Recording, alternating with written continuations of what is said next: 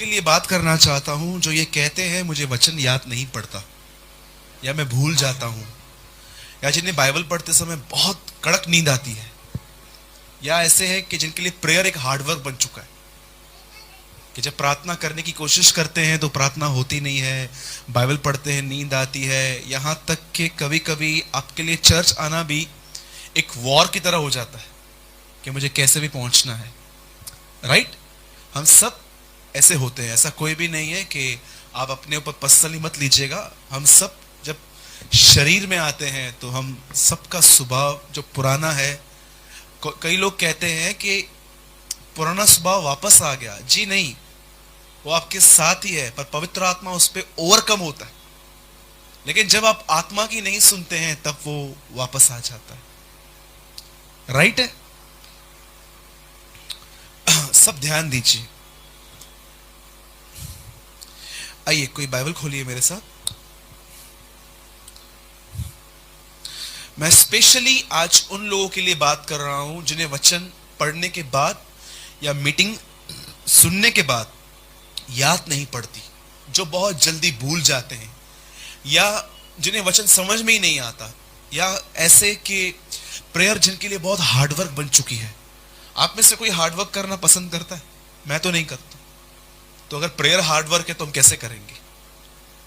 ठीक है, आइए। जिनके पास बाइबल है, हम खोलेंगे कुलिस्सियों की पत्री, द बुक ऑफ कोलोसियंस।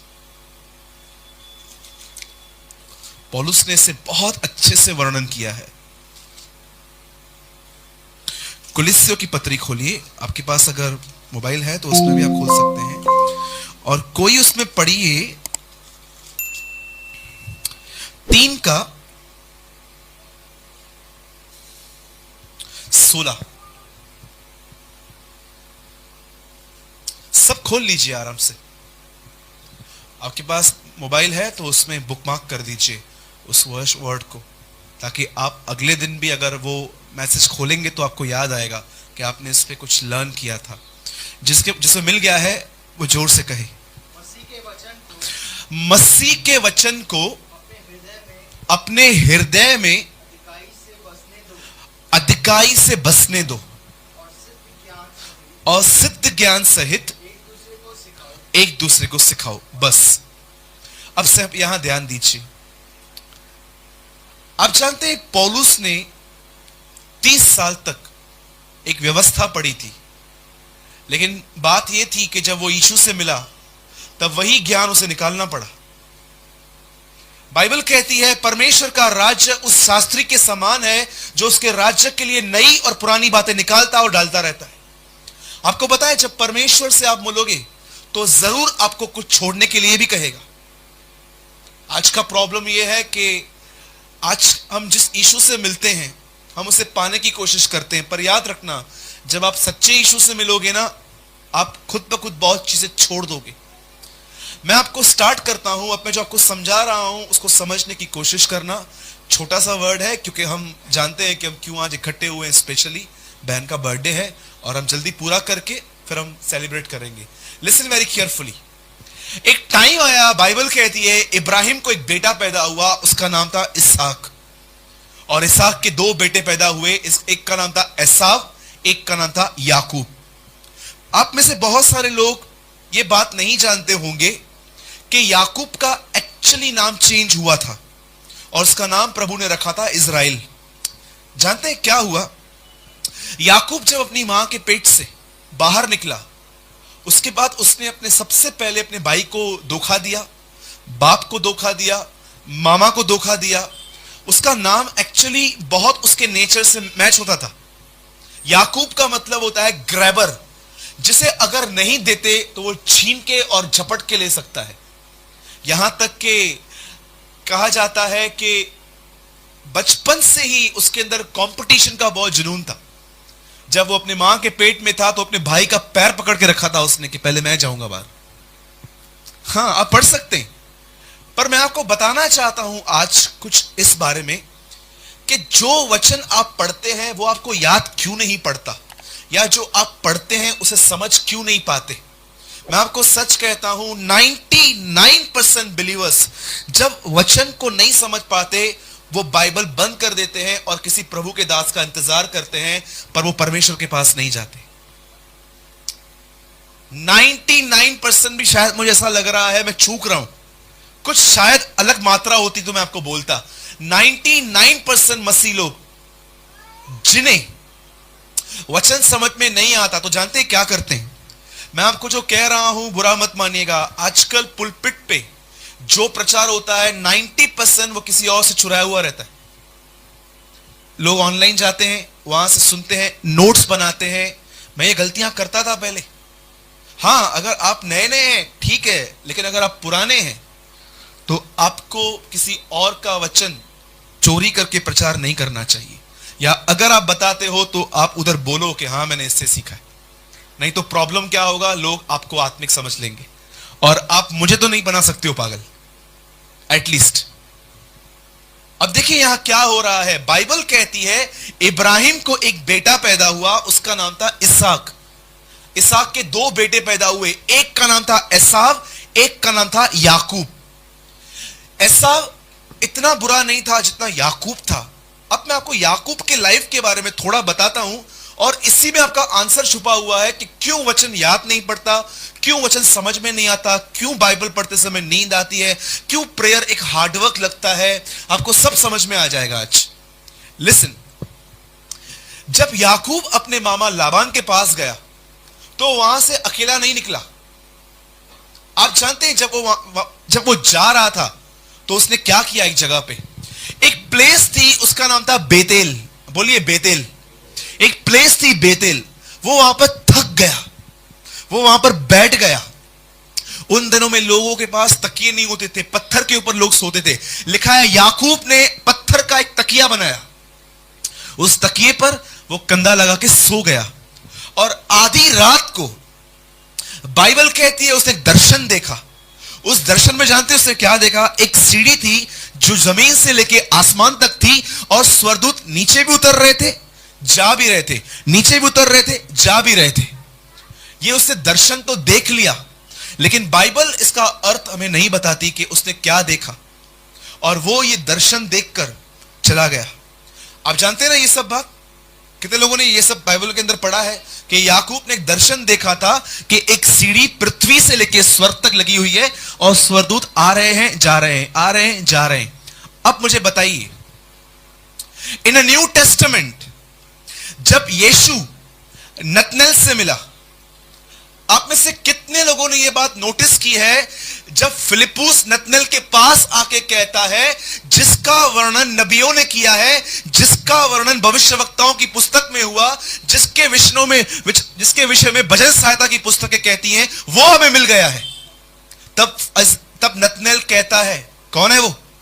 बोलते हैं यीशु नासरी। आपको पता है उन दिनों में सब उसको क्या बोलते थे? क्योंकि उसने अब तक यह प्रकट नहीं किया था कि मैं यीशु मसीह हूं, पर उसे प्रकट किया था मैं नासरी हूं। सब उसके शहर के नाम से उसे जानते थे, यीशु नासरी, यीशु नासरी, सब उसे ये कहते थे। और जानते हैं नतनएल क्या कहता है? नतनएल कहता है पॉसिबल ही नहीं है कि कोई नबी, कोई अच्छा आदमी वहां से आए, क्योंकि उन दिनों में नासरत का नाम बहुत खराब था। जिसे आज भी आप अगर बॉम्बे साइड जाएंगे तो कुछ एरियाज का बहुत नाम खराब है, वैसे ही उन दिनों में इजराइल में सबसे ज्यादा नाम खराब था नासरत का। मैंने हिस्टोरिकल बुक्स में पढ़े थे, सबसे ज्यादा वैश्यावर्ती नासरत में थी, सबसे ज्यादा लड़ाई झगड़े करने वाले लोग वहीं रहते थे। मैंने ये ओल्ड हिस्टोरिकल बुक्स में इस शहर के विषय में पढ़ा था। जब सुलेमान मर गया, उसके बाद जब राज्य दो भागों में बट गया, तो एक सबसे वर्स्ट पार्ट मनश्शे ने लिया था, गलील का नासरत, एकदम बैड सिटी थी, और यीशु वहां से बाहर आया। और जानते हैं हुआ क्या? जब फिलिप्पुस ने नतनएल से कहा कि हमें नासरत से वो जिसका वर्णन बाइबल कहती है वो हमें मिल गया है, तो उसने डायरेक्ट जानते हैं क्या कहा? नासरत से कोई अच्छी चीज नहीं निकल सकती। और अचानक बाइबल कहती है यीशु वहां प्रकट हुआ, यीशु वहां पर आया। और जानते हैं यीशु ने क्या कहा? नतनएल, जब तू अंजीर के पेड़ के नीचे था तब मैंने तुझे देखा था। ये कहा। उस समय नतनएल घुटनों पे आ गया, बोलता है तू इज़राइल का महाराजा है। इंग्लिश में लिखा है you are the king of Israel. उसके बाद जानते हैं प्रभु यीशु क्या कहते हैं? तू मनुष्य के पुत्र को, उस स्वर्गदूतों को ऊपर जाते आते देखेगा। मुझे आप बात बता सकते हैं, पुराने नियम में याकूब का दर्शन प्रभु यीशु मसीह नतनएल से क्यों वर्णन कर रहा था? Do you know? आप सबने बाइबल पढ़ी है। प्रभु यीशु नतनएल को कहते हैं कि तू उस सीढ़ी के ऊपर मुझे आते जाते और स्वर्गदूतों को आते जाते देखेगा। पुराने नियम में 3500 साल पहले देखे गए दर्शन का वर्णन प्रभु यीशु मसीह नतनएल से क्यों कर रहा था? आपको पता है? आप कुछ बोल रहे थे सिस्टर। हां, यह भी बात है। आप जानते हो उन दिनों में लोग परमेश्वर के साथ संगति कहां करते थे? मुझे एक बात बताइए, योना पेड़ के जल जाने से इतना भड़का क्यों? बाइबल पेड़ों का बहुत अच्छा वर्णन करती है। एक आदमी को प्रभु यीशु ने पेड़ से नीचे उतारा था, हवा पेड़ के फल खाने की वजह से अटकी। योना नबी को देखो पेड़, और बाइबल का अंत है जो जय पाए वो जीवन के वृक्ष में से खाएगा। आप जानते हैं ये पेड़ है क्या? वहां पर नतनएल प्रभु के साथ बैठा था, और जानते हो नतनएल उस चीज के बारे में सोच रहा था। आप जानते हो आपका सुना हुआ वचन आप क्यों भूल जाते हैं? रीजन क्या है? क्योंकि आपको मेडिटेशन करने की आदत नहीं है। जो लोग प्रभु के वचन को मेडिटेट नहीं करते उन्हें वचन याद नहीं पड़ता। जानते हैं कैसे? मैं आपसे एक बात पूछता हूं, सच बताइएगा क्या आप इस बात में ईमानदार हो कि नहीं हो? जब आप यहां से मीटिंग सुन के जाते हैं, वो हमारे सिस्टर लेखा लुंडे कहती है 5 स्टार होटल में खाना खा के आती हूं मैं। वो ऐसे बोलती है मुझे कि तुमने 5 स्टार होटल में खाना खिलाया हमें। समझो आप यहां से जाते हो, आप नीचे उतरते हो। मुझे एक बात बताइए, आप में से कितने लोग उस वचन के बारे में सोचते सोचते जाते हैं?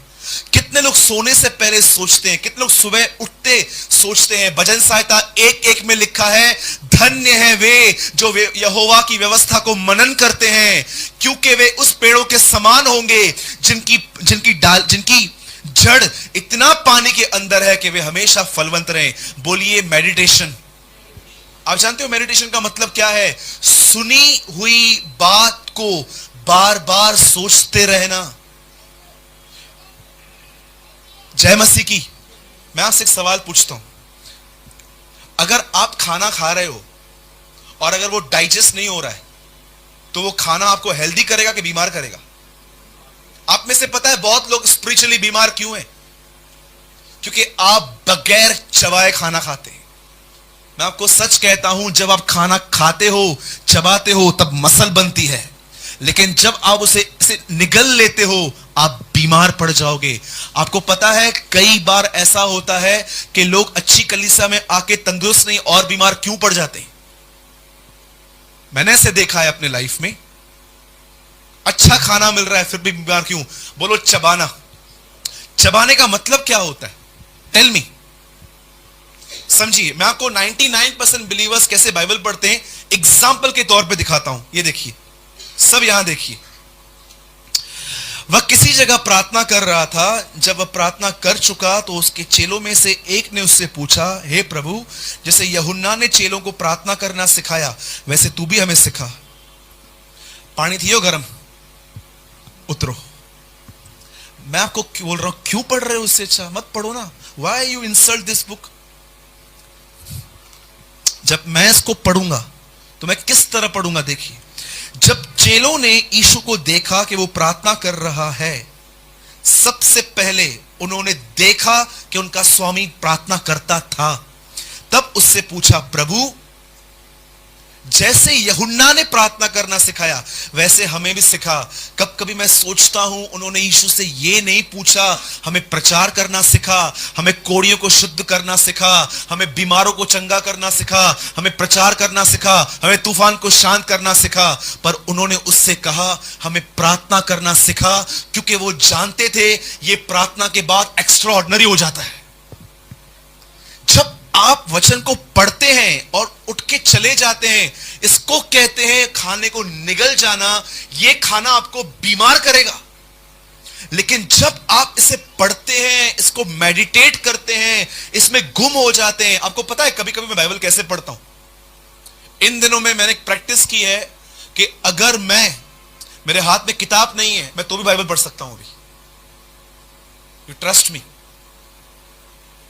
आदि में वचन था, यूहन्ना 1:1। मैं खुली आंखों से बगैर पेजेस के बाइबल पढ़ पाता हूं अभी।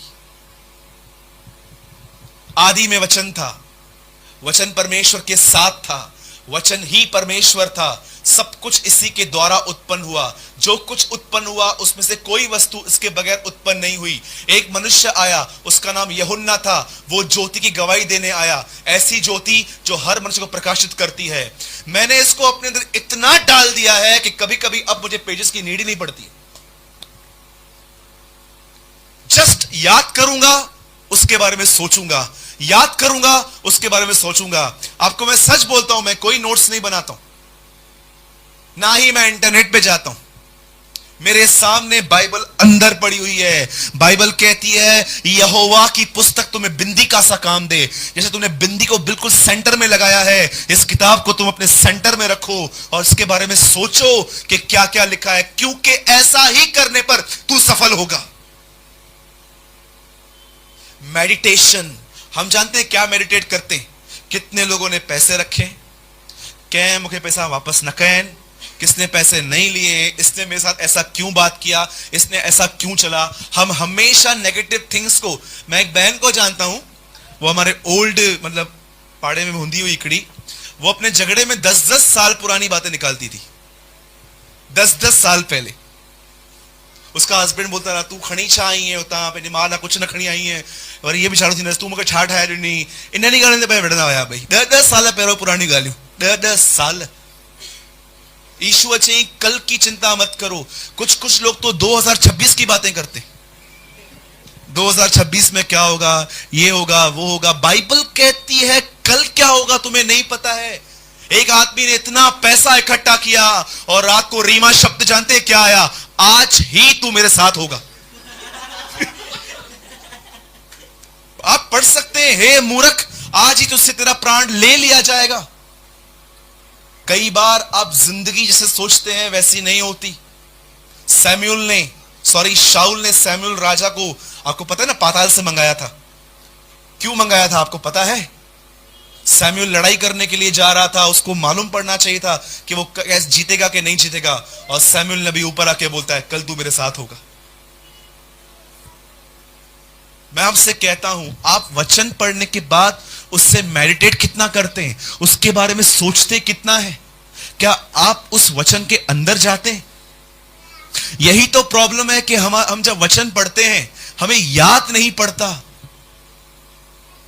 मैं एक नेचर देखता हूं अपने अंदर भी, बुरा मत मानिएगा, सबके अंदर होगा। समझो कोई कहां गिरा और आपको मालूम पड़ा, पूरी इंफॉर्मेशन मिली, उसके बाद भी लोगों से क्यों पूछते हो छात्र से? उसके बाद नहीं पूछते इसके साथ क्या हुआ। मराठी में बोलते ना खोट खोट बोलते ना, झूठ बोल रहा है, तो आप खोट खोट क्यों? क्या हुआ सिस्टर, इसको सब खबर तो से क्या हुआ? ना मुझे कुछ खबर ना है, कूड़। क्यों? मैं अपने आप को पकड़ता हूं, सूरज क्या कर रहा है, तेरा कौन सा काम, माइंड योर ओन बिजनेस। कल मैं मोबाइल के लिए कवर लेने गया, इकड़े कवर तो लिखे लो तू तेरा देख। सच्ची तो बताया मैं, तू तेरा देख। यहां क्यों देख रहा है? तू तेरा देख। आप जिंदगी एंजॉय करोगे, आप लाइफ एंजॉय करोगे, सिर्फ अपने गढ़ की खिड़कियां बंद रखिए। आप बहुत ब्लेसेड होंगे, आप बहुत आशीष होंगे। आप जानते हो यूहन्ना की पुस्तक में यीशु के आखिरी वर्ड क्या है? हे पतरस तू अपना देख। मैसेज ट्रांसलेशन में लिखा है माइंड योर ओन बिजनेस। लेकिन जब आप किसी और के मैटर में बगैर इनविटेशन के जाते हैं, बोलो बगैर इनविटेशन के, हां, जब आप किसी के मैटर में बगैर इनविटेशन जाते हैं, मैं आपको बताता हूं, एक्चुअली आप अपने आप को कचरे के लिए ओपन कर रहे हैं। एग्री? आज आपको घर जाएंगे, कोई ना कोई आपको जरूर मिलेगा जो बिल्कुल काम की बात नहीं करेगा। मैं आपको बोलता हूं, उनको यह मत दिखाओ कि हम तुझे पसंद नहीं करते हैं, पर अंदर से, माइंड से अवॉइड करना सीखो। बाइबल कहती है यीशु के जीवन में एक प्रिंसिपल था कि वो कुछ बातें हमेशा अनसुनी करता था। मैं 5 मिनट कुछ बोलना चाहता हूं बाइबल बंद करके। आप में से कितने लोगों ने ये बात समझी? वचन क्यों याद नहीं पड़ता?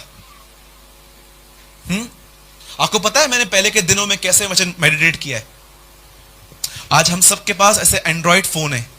आज से 4-5 साल पहले भी ऐसे फोन नहीं होते थे, बटन्स वाले फोन आते थे। याद था वो सत्ते मारता फटिका था, नकरन उठा न हो, 7वें माले से वो फोन फेंकते थे, वो टूटता नहीं था, ऐसे फोन थे।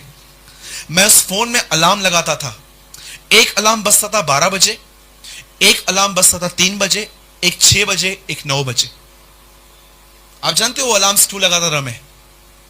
जब भी अलार्म बजता था, जो मैंने पढ़ा था मैं उसको याद करता था। अच्छा, अलार्म इसीलिए बजाए ताकि मैं जो मैंने पढ़ा है मैं उसको याद करूं। मैंने अपने स्टार्टिंग के डेज में बाइबल को इस तरह मेडिटेट किया था। मेरे पास एक मोबाइल होता था, माचिस पीस होता था, विजू जानता होगा, मैच बॉक्स की तरह पीस आते। मैंने उसमें 4 बार अलार्म लगाए थे। जब भी अलार्म बजता था, इस अलार्म के साथ मुझे याद करना रहता था कि जो मैंने पढ़ा है मैं उसको फिर से याद करूं। ये हमारा माइंड जानते हैं कैसा है? आप इसको जैसा ट्रेन करोगे ये वैसा ट्रेन हो जाता है।